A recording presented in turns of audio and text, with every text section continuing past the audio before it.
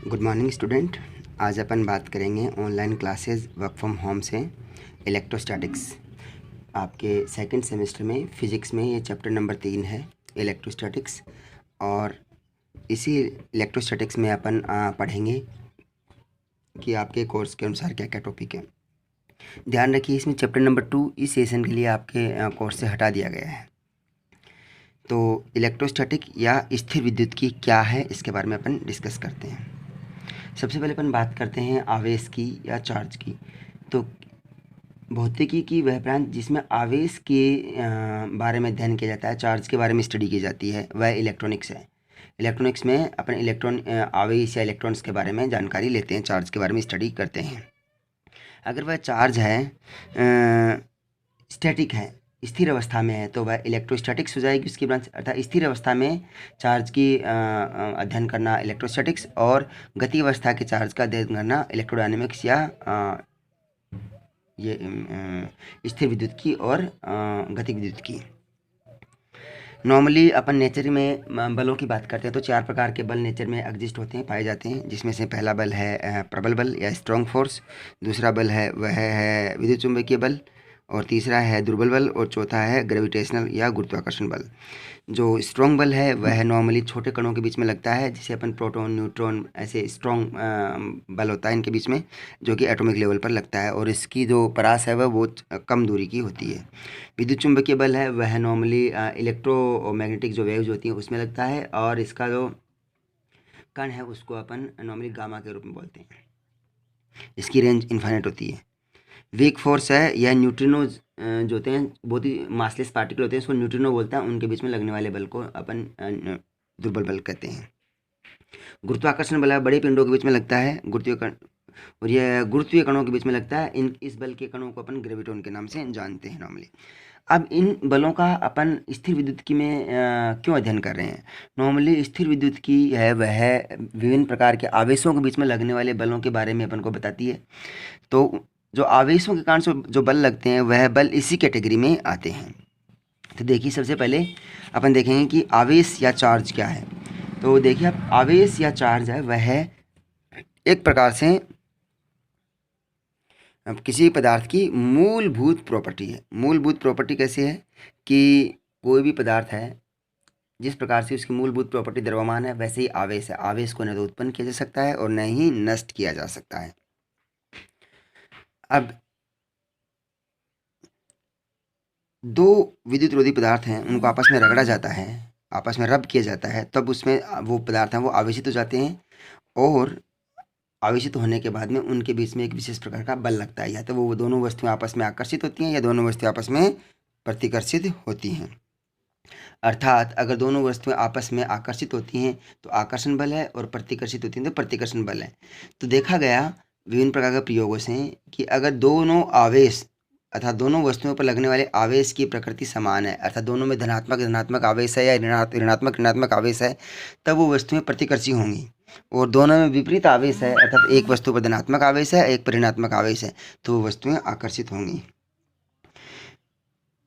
आवेश को दर्शाने के लिए जिस यूनिट का काम में लेता है उसको अपन बोलते हैं कूलम, और इसके स्टेट कूलम या स्टेट इलेक्ट्रिक वोल्ट, इसके जो इलेक्ट्रिक फील्ड है या फिर आवेश से रिलेटेड इसके सीजीएस मात्रक भी हैं, इसको स्टेट कूलम के नाम से भी जानते हैं अपन, और नॉर्मली इसको कूलम आवेश के नाम से जाता है। एक इलेक्ट्रॉन पर लगने वाला आवेश है वह 1.6 10⁻⁻19 कूलम के लगभग होता है, बराबर होता है। अर्थात अपन कह सकते हैं कि एक कूलम आवेश, अगर मैं कहूँ कि एक कूलम आवेश है वह कितना होगा, कितने इलेक्ट्रॉन पर होता है, 1.6 × 10⁻⁻19। तो एक कूलम बराबर हो जाएगा लगभग, आप देखिए 100/16 × 10⁻18, तो ये हो गया 50। 8 छिको ये अपना 16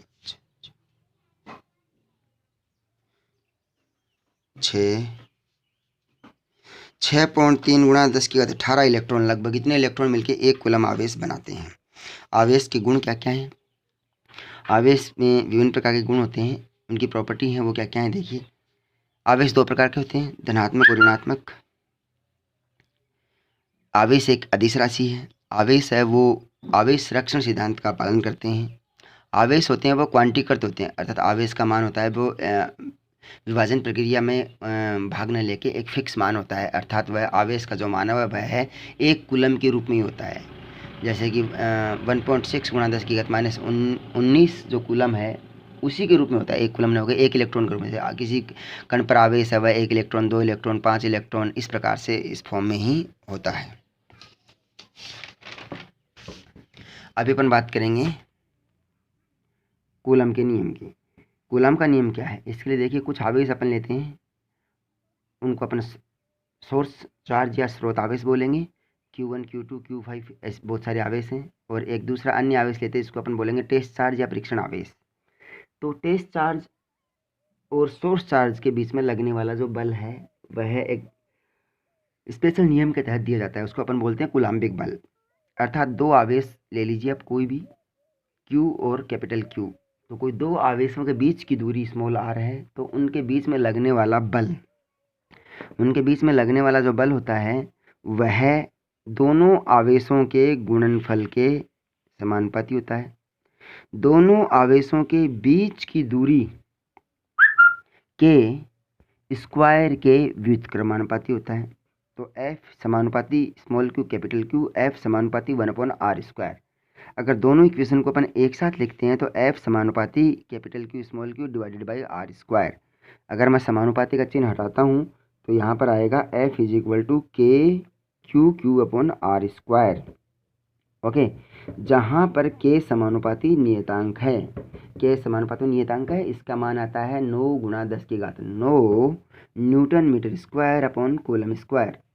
इसका मात्रक है, k का मात्रक है newton metre square upon coulomb square होता है। क्योंकि यह एक नियतांक है, लेकिन इसका मान कैसे आया वो देखिए। इसका मान अपन लिख सकते हैं 1/4 एप्सिलॉन 0। एप्सिलॉन क्या है, परमिटिविटी है, विद्युतशीलता है। तो ये विद्युतशीलता है और निर्वात की विद्युतशीलता है, अर्थात आवेश यहाँ पर निर्वात में रखा हुआ है, जहाँ पर एप्सिलॉन 0 निर्वात की विद्युतशीलता है। और इसका मान अगर यहाँ पर 9 गुणा 10 की घात 9 दे रखा है तो 1/4 पाई को अपन मल्टीप्लाई कर देंगे इधर वापस उल्टा करके, तो ये हो जाएगा 4 पाई मल्टीप्लाई इससे, तो माना जाएगा एप्सिलॉन 0 बराबर 8.85 गुणा 10 की घात माइनस का 12 coulomb square newton metre square. अब जो विद्युतशीलता है वह किसी भी पदार्थ के अंदर उत्पन्न विद्युत क्षेत्र कितना होगा अप्लाइड विद्युत क्षेत्र के कारण, उनके दोनों का अनुपातिक रूप से अपन को बताती है। अगर कोई भी मटेरियल है, कोई भी पदार्थ है, वह ज़्यादा पोलराइज्ड होता है तो उसकी विद्युतशीलता ज़्यादा होगी। उसके अंदर जो आवेश है वह ज़्यादा इंड्यूस्ड इलेक्ट्रिक फील्ड उत्पन्न करेगा स्ट्रॉन्ग रूप से। इसको अपन सदिश रूप से भी लिख सकते हैं। तो सदिश रूप से लिखने के लिए क्या होगा, F is equal to k/r² into r unit vector. यहाँ पर r यूनिट वेक्टर एकांक सदिश है, यूनिट वेक्टर है जो बल की दिशा बताता है कि बल की दिशा किस तरफ है। कूलम का जो नियम है, उस कूलम के नियम के कूलाम्बिक बल के जो गुण हैं वो क्या क्या देखिए। कूलाम्बिक बल होता है वह एक प्रबल बल है, एक प्रकार से शॉर्ट रेंज फोर्स है, और इसकी रेंज 10 की घात -14 मीटर से लेकर अनंत तक होती है। लेकिन इनफाइनाइट, जैसे जैसे दूरी का मान बढ़ता है, जैसे जैसे दूरी का मान r का मान है वह बढ़ता है इनफाइनाइट की तरफ, वैसे वैसे इसका मान कम होता जाता है। तो देखिए इसका ग्राफ खींच सकते हैं, इसका ग्राफ, ये F और ये R, इस प्रकार से जैसे जैसे r का मान बढ़ेगा यह एकदम से कम होता जाएगा। इस प्रकार से इस बल का ग्राफ आता है। तो यह एक प्रकार का संरक्षी बल है। संरक्षी बल है, इसका मतलब ये हुआ इसका कर्ल, बल का कर्ल है वो 0 होगा, अर्थात del cross F is equal to 0, अर्थात यह बल किसी भी निकाय के लिए संरक्षित रहेगा। अगर यह संरक्षी बल है तो यह एक प्रकार का केंद्रीय बल भी है, क्योंकि सेंट्रल फोर्स भी है। सेंट्रल फोर्स वो होते हैं जिनका कर्ल 0 होता है। अगर ये सेंट्रल फोर्स है तो इसको अपन लिख सकते हैं पोलर फॉर्म के अंदर, अर्थात इसका जो डिस्ट्रीब्यूशन होगा, इसका वितरण होगा बलों का, वह बल एक ध्रुवीय रूप में या एक गोलीय रूप में बटा होगा, अर्थात ये चारों दिशाओं में बराबर होगा, त्रिज्यीय दिशा होगी इसकी बल की एक प्रकार से। सबसे इम्पोर्टेंट इसका गुण है कूलाम्बिक बल का, वह है यह न्यूटन के तीसरे नियम के अनुसार क्रिया प्रतिक्रिया नियम का भी पालन करता है। अर्थात अगर दो आवेश हैं, दो आवेशों के बीच में लगने वाला बल, अर्थात स्मॉल क्यू के कारण कैपिटल क्यू पर लगने वाला बल अगर मैं बोलूं F है, तो कैपिटल क्यू के कारण स्मॉल क्यू पर लगने वाला बल है वह F माइनस होगा, विपरीत दिशा में होगा और समान होगा, प्रकृति इसकी विपरीत हो जाएगी। कूलाम्बिक बल है वह अध्यारोपण सिद्धांत का भी पालन करता है। अध्यारोपण सिद्धांत का पालन अर्थात अगर बहुत सारे आवेश हैं और सभी आवेशों को एक साथ किसी एक टेस्ट चार्ज पर बल लगाया जाए, तो सभी के द्वारा लगाया गया अलग अलग बलों का योग एक साथ लगाए गए बलों के बराबर होता है। तो अध्यारोपण का सिद्धांत क्या देखिए, किसी भी बिंदु आवेश पर विभिन्न आवेशों के कारण लगने वाला बल, विभिन्न आवेशों के कारण से लगने वाला बल F विभिन्न कणों के कारण से लगने वाले बलों के सदिश योग के बराबर होता है। तो कोई भी कण है, विभिन्न प्रकार के जो आवेश हैं, इसको अपन सोर्स चार्ज बोल रहे हैं, उन सभी कणों के अलग अलग बलों के कारण से जो एक बल उत्पन्न होगा वह सभी के योग के बराबर होगा, लेकिन सदिश योग के बराबर, नॉर्मल योग के बराबर नहीं। क्योंकि सदिश योग इसीलिए मैंने यहाँ पर बोला है कि बलों की दिशा या बलों की प्रकृति अलग अलग हो सकती है, तो ज़रूरी नहीं कि सारे बल जुड़े ही, कई बल इसमें घट भी सकते हैं, लेकिन इसको अपन सदिश योग के रूप में, इसको प्लस के रूप में ही लिखेंगे। तो F इज इक्वल टू के capital Q small Q1 divided by R1 square, ये Q1 के कारण से, Q2 के कारण से के Q Q2 upon R2 square, Q3 के कारण से के Q R3 upon R3 square, के Q Q3 upon R3 square. तो यहाँ पर Q3 कारण से ऐसे बहुत सारे आवेश है, सबके कारण से अलग अलग बल लगता रहेगा। ठीक है, ये डायग्राम इसमें दिखाया गया। देखिए इस डायग्राम में कि विभिन्न प्रकार के सोर्स चार्ज हैं, Q1 Q2 Q3 Q4 Q5 ऐसे, और यह है अपना परीक्षण टेस्ट चार्ज है। इसकी दूरी विभिन्न आवेशों के अलग अलग है, R1 R2 R3 R5 सब अलग अलग दूरी पर हैं। अलग अलग दूरी पर हैं तो इसका मतलब क्या हुआ, इसका मतलब ये हुआ कि Q1 से Q के बीच की दूरी कितनी है R1, Q2 से Q के बीच की दूरी है R2। तो Q1 के कारण से Q पर लगने वाला बल F1, Q2 के कारण से Q पर लगने वाला बल F2, Q3 के कारण से Q पर लगने वाला बल F3, Q4 के कारण से Q पर लगने वाला बल F4, Q5 से लगने वाला बल F5। ऐसे सभी बलों को अगर जोड़ दिया जाए, दिशा के साथ में सदिश योग कर दिया जाए, तो इस पूरे निकाय Q1 से Q इन्फाइनाइट तक सभी निकायों के कारण से लगने वाला जो बल है वो इस जोड़ के बराबर हो जाएगा, सदिश योग के बराबर हो जाएगा। यह है इसका अध्यारोपण का सिद्धांत। तो इसके द्वारा अपन इसको कुछ न्यूमेरिकल है वो अपन सॉल्व कर सकते हैं। देखिए ये एक न्यूमेरिकल है जो आपको असाइनमेंट के तौर पर दिया गया है। इसी पर बेस्ड एक सवाल करता हूँ मैं। जैसे कि दो आवेश हैं, पहले मान लीजिए ये आवेश है Q और इसकी दूरी है QR, और इसकी ये 2Q, इसकी दूरी है R/2। तो Q पर लगने वाले बल को बताइए। तो अकेले Q पर लगने वाला बल, तो FQQ, इसका मतलब क्या है, स्मॉल q से कैपिटल Q पर लगने वाला बल हो जाएगा KQQ अपॉन R स्क्वायर।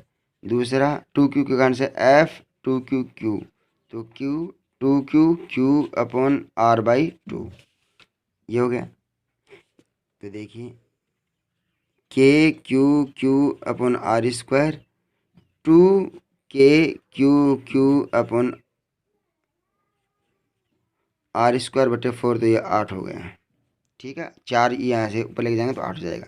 तो इनको जोड़ दीजिए तो टोटल बल हो जाएगा F is equal to KQQ F2QQ बराबर KQQ upon R square 8KQQ upon R square, तो 9KQQ अपॉन R स्क्वायर। ये हो जाएगा आपका अध्यारोपण सिद्धांत के कारण से कुल बल। ठीक है, ये न्यूमेरिकल मैंने आपको सोल्व करके बताया। ठीक ऐसे ही आपको अब ये न्यूमेरिकल सोल्व करना है कि ये आवेश किसी भी वर्गाकार सिस्टम है, उस पर एक आवेश रखा हुआ है कैपिटल Q, और इस वर्ग के प्रत्येक भुजा का मान है कैपिटल